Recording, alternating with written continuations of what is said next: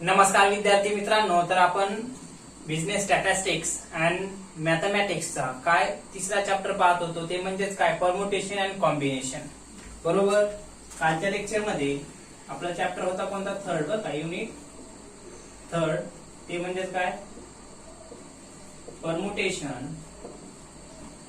परमुटेशन्स and combinations.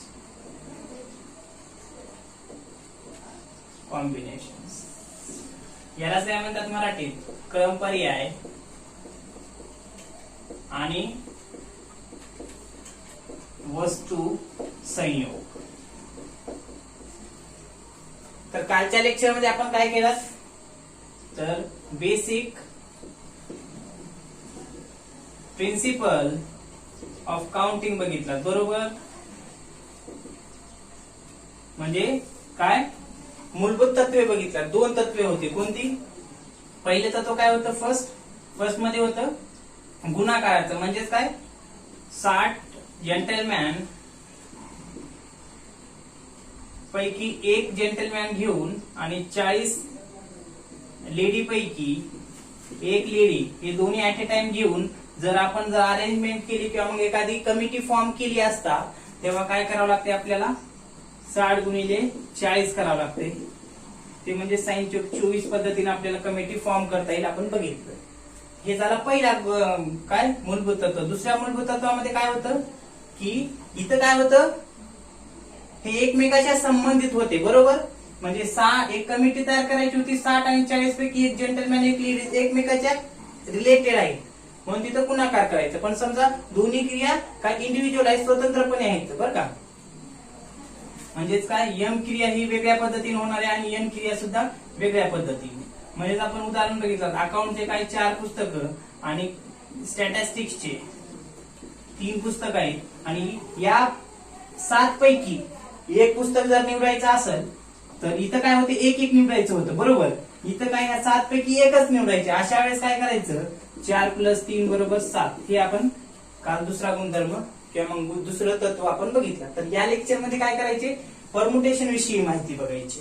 म्हणजेच permutation काय असते? परमुटेशन म्हणजे काय हो? क्रमपर्याय असते. क्रमपर्याय म्हणजे माहित आहे का तुम्हाला? विशिष्ट गोष्टीला क्रम देणं. क्रम देणं म्हणजे काय? समजा क्रिकेट टीम आहे. बरोबर. क्रिकेट टीम मध्ये किती खेळाडू असतात? 11 असतात. बरोबर. ते 11 खेळाडू असतात. मग आता त्याला काय अरेंजमेंट करायचे. पण परमुटेशन करते वेळेस, क्रम पर्याय देते वेळेस ना, काय त्याला ऑर्डरला खूप महत्व असते. अरेंजमेंट करताना जे काही क्रम असतो, क्रमाला सुद्धा खूप महत्व असते. कशामध्ये? परमुटेशन मध्ये. क्रम म्हणजे कसा?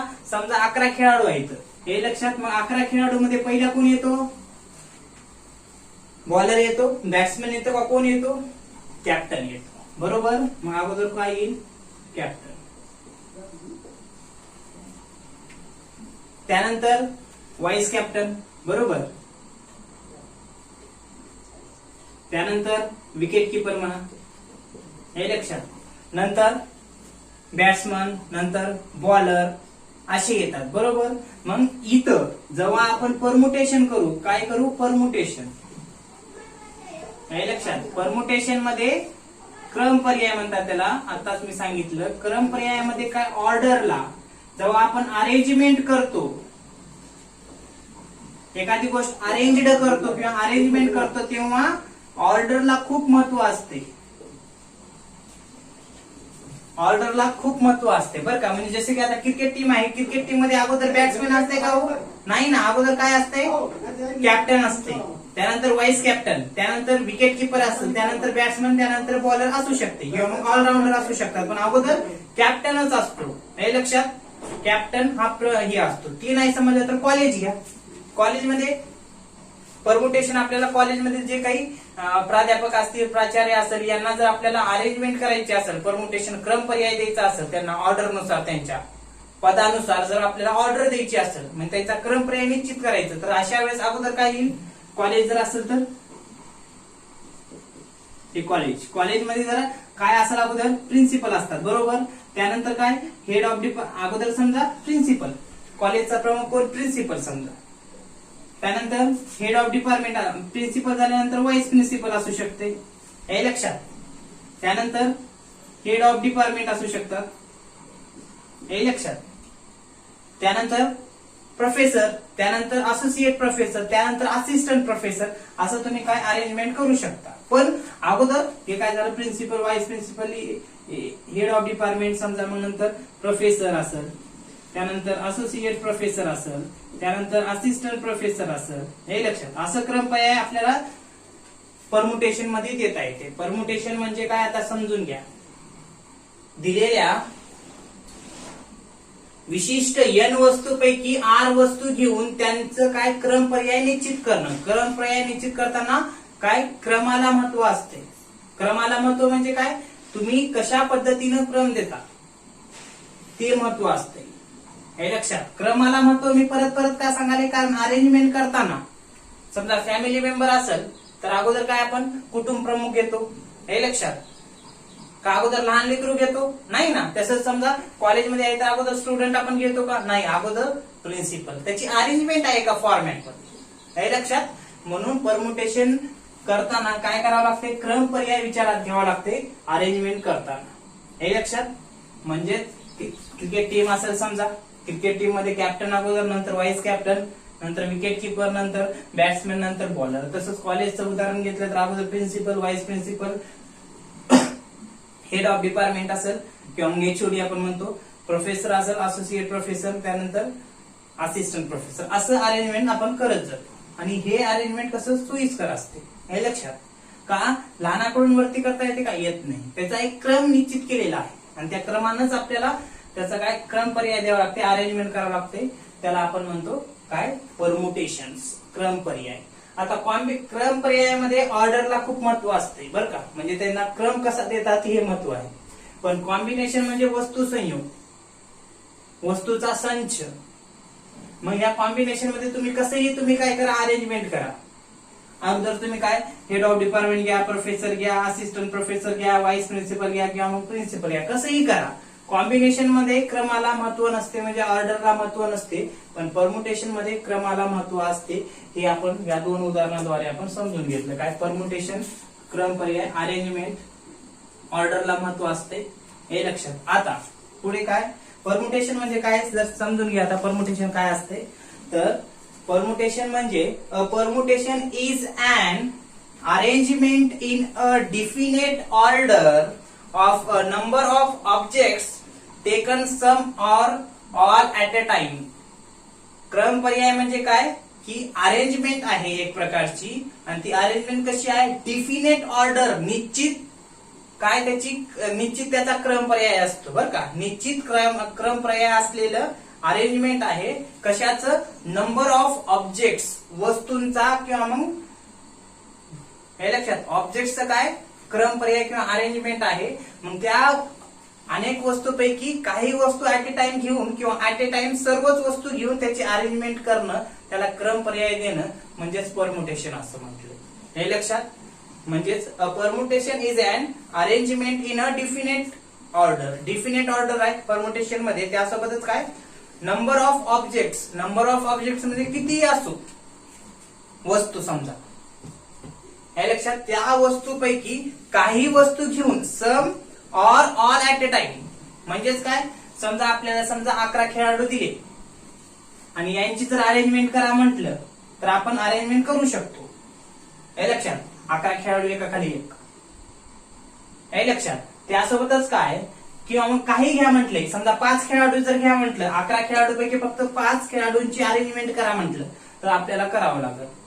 पण डिफिनेट ऑर्डर आहे, हे लक्षात. काही किंवा मग सर्वच ऍट ए टाइम घेऊन तुम्हाला अरेंजमेंट करणं म्हणजे क्रम पर्याय असते बरं का. ह्याच्यात क्रम पर्याय, अरेंजमेंट, ऑर्डर, ऑर्डरला महत्व असते, हे लक्षात. परमुटेशन म्हणजे क्रम पर्याय, अरेंजमेंट केलं जाते कशाचं, वस्तूंचं. वस्तू म्हणजे ऑब्जेक्ट्स, हे लक्षात. आता हे ऑब्जेक्ट्स कसं केलं जाते, सम काही वस्तू घेऊन केलं जाऊ शकते किंवा मग ऑल ऍट ए टाइम, हे लक्षात. हे या ठिकाणी सांगता येऊ शकते. म्हणून व्याख्या. आता जर एखादी शब्द जर घ्यायचा असेल उदाहरणामध्ये तर बघा, एक शब्द घेऊन तुम्हाला अरेंजमेंट दाखवतो. त्यामुळे इथंच बघा समजून. समजा arrangement of the letters of word rose.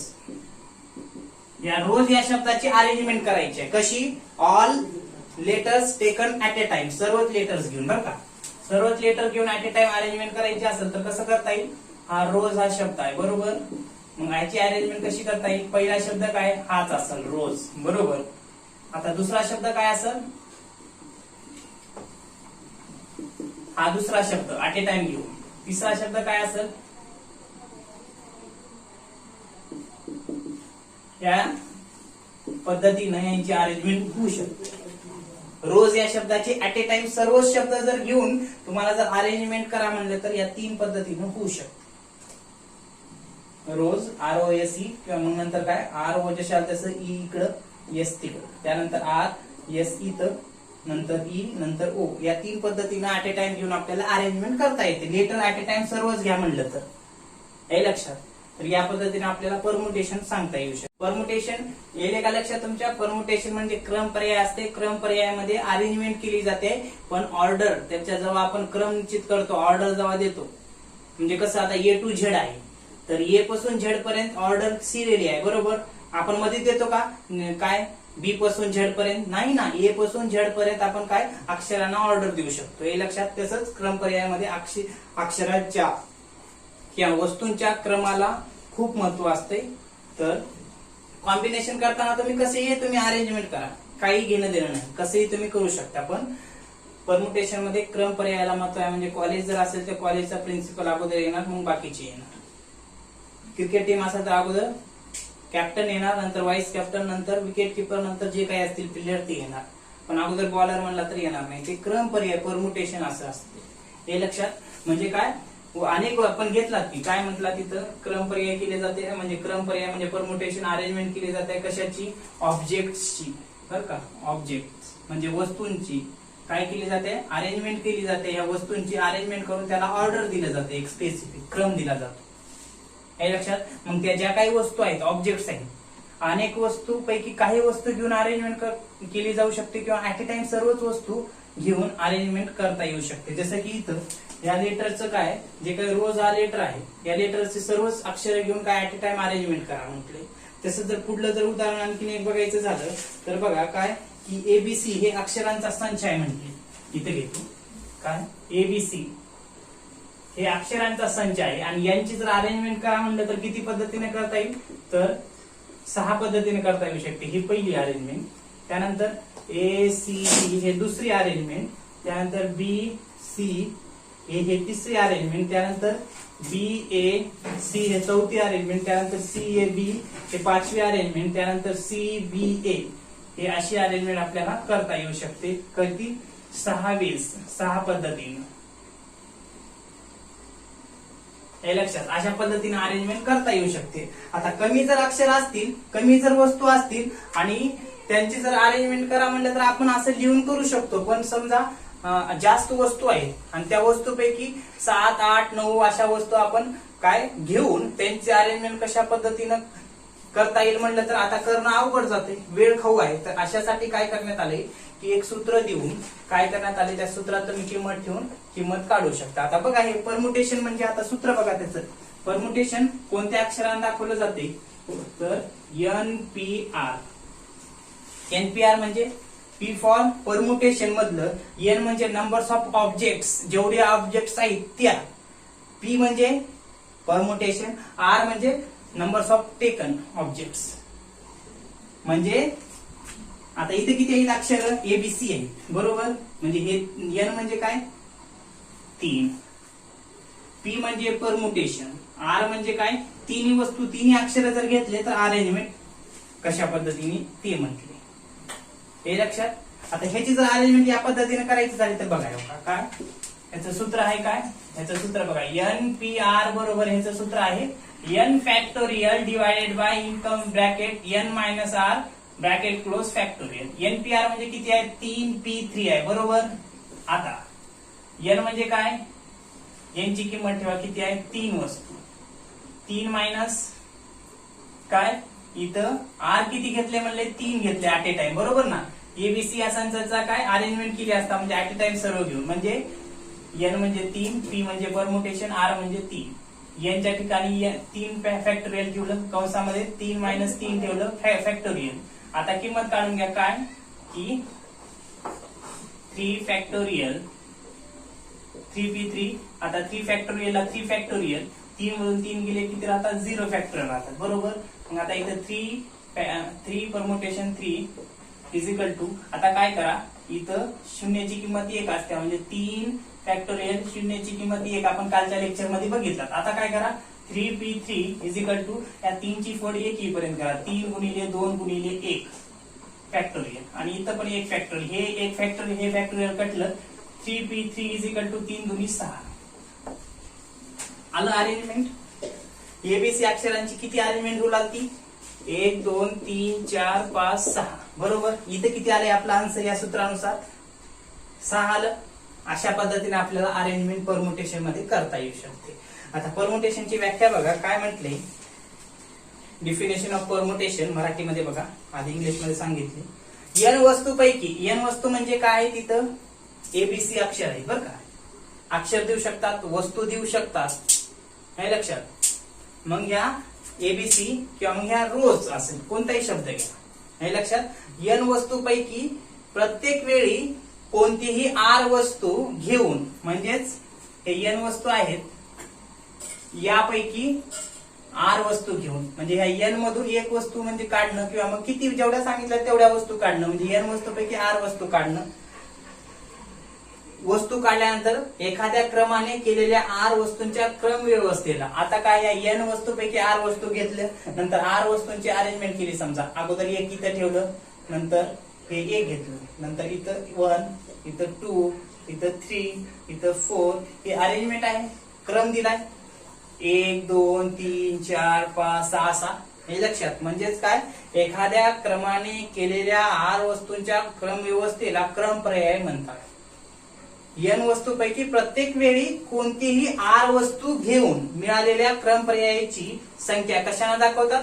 आता हे जे काही क्रमपर्याय भेटलाय ते कोणत्या अक्षरांना दर्शवतात म्हणले संख्येनं, तर एनपीआर म्हणून एनपीआर या संख्येनं दर्शवतात. एन म्हणजे एन वस्तूपैकी, पी म्हणजे परमुटेशन, आर वस्तू घेऊन, हे सांगता येऊ शकते. त्यासोबतच काय असं दाखवू शकतात एनपीआर किंवा हे एन हे इथं पी कॅपिटल आणि इथं आर स्मॉल असंही दाखवू शकतात. किंवा आणखीन एक शब्द आहे कोणतं पी बाहेर आणि कंसात एन कॉमा आर अशा अक्षरांना सुद्धा दाखवतात. कोणत्या एनपीआर असेल 1 किंवा मग एन मधलं पी कॅपिटल स्मॉल आर, नंतर हे 2 झालं आणि हे 3, या 3 बाबीनं दाखवू शकतात काय क्रम पर्याय दिलेला. म्हणजेच एनपीआर किंवा एनपीआर किंवा पी कंसात एन कॉमा आर या चिन्हानं दाखवतात. एनपीआर हे चिन्ह केवळ क्रम पर्याय संख्या दर्शवते. हे जे काही चिन्ह आहे ते काय क्रम पर्याय संख्या दर्शवते, हे या ठिकाणी सांगितलेलं आहे, हे लक्षात. आणि परमुटेशनचे जर सूत्र बघितलं, आता सूत्रांचा जर विचार केला तर हे सूत्र आहे मेन कोणतं एन फॅक्टोरियल, एनपीआर बरोबर N factorial divided by in bracket N minus R bracket close factorial, हे सूत्र आपल्याला काय परमुटेशनचं या ठिकाणी सांगता येऊ शकते. आणखी 2-3 सूत्र आहेत. टोटल सूत्र जर सांगायचे झाले, आता ह्या सूत्राला आणखी एका पद्धतीने लिहिता येऊ शकते. 1 मिनिट सांगतो कसं लिहितात बघा. इकडे हे पुस्तक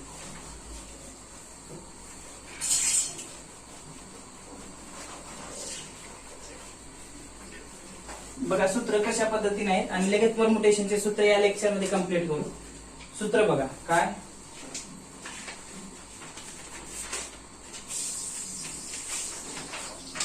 सर्व सूत्र बघा परमुटेशनचे. काय पहिलं सूत्र जे आता आपण बघितलं एन पी आर न दर्शवतात, बरोबर. N factorial divided by in bracket N minus R bracket plus factorial, हे पहिलं सूत्र असू शकते. दुसरं सूत्र काय, दुसरं सूत्र हे बघा ते कधी वापरायचं आपण ते प्रॉब्लेम घेताना समजून घेऊ. आता n factorial N P r बरोबर N factorial divided by p factorial q factorial, हे. त्यानंतर यालाच और काय आहे एन पी आर बरोबर N factorial divided by p factorial q factorial r factorial. आणखीन वाढत जाऊ शकते बरं का पुढे. इथं पी क्यू म्हणजे काय, एन वस्तूपैकी समजा रिपीट वर्ड परमुटेशन असेल तर अशा वेळेस हे सूत्र वापरले जातात आणि हे आपलं मेन सूत्र आपल्याला सांगता येऊ शकते. तर एवढे सूत्र आपल्याला या ठिकाणी परमुटेशनचे सांगता येऊ शकतात. हे लक्षात N factorial N P R न दाखवलं जाते, याच काय चिन्हानं दर्शवलं जाते परमुटेशन. एन म्हणजे नंबर्स ऑफ ऑब्जेक्ट, आर म्हणजे टेकन आणि एन फॅक्टोरियल जेवढं आपण फॅक्टोरियल काल बघितलं काय क्रम गुणित असते. क्रम गुणित म्हणजे काय, 1 पासून एन पर्यंत किंवा एन पासून 1 पर्यंत जे काही नॅचरल नंबर्स असतात यांच्या गुणाकाराला काय आपण परमुटेशन असं म्हणतात, क्रम गुणित असं म्हणतात. हे या ठिकाणी आपण कालच्या लेक्चरमध्ये पाहिले. तर अशा पद्धतीने हे परमुटेशनचे सूत्र झाले, हे लक्षात. तर आपण काय करू, तर पुढल्या लेक्चरमध्ये प्रॉब्लेम घेऊ किंवा मग प्रॉब्लेमला सुरुवात करू. ओके.